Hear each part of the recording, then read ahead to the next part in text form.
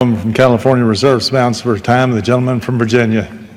Thank you, Mr. Speaker. At this time, I'd like to yield as much time as he may consume to the gentleman from Arkansas, Mr. Womack. The gentleman from Arkansas is recognized for such time as he may consume. Thank you, Mr. Speaker, and I thank the manager of this legislation for the time. I'd like to also thank Chairman Henseling and the entire Financial Services Committee for yet again ensuring that this bill, the Holding Company Threshold Equalization Act, is put in front of the full House and sent on to the Senate.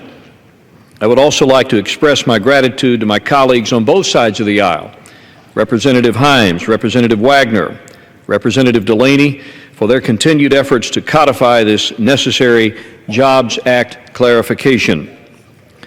Mr. Speaker, this is the third time that I've come to the floor to speak on this truly bipartisan bill, and it's unfortunate that we're still without a successful resolution to the problem, because we can all agree that small community banks and savings and loan holding companies were not the cause of the financial crisis.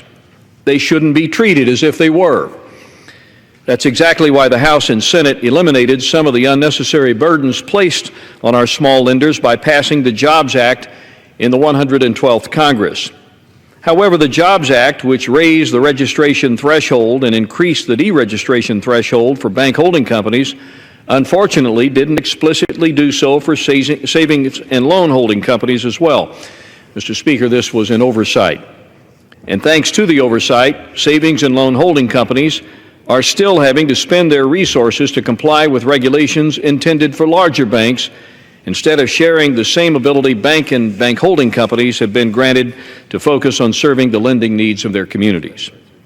As a co-sponsor of the Jobs Act, I can say with absolute certainty that excluding savings and loan holding companies was not our intent.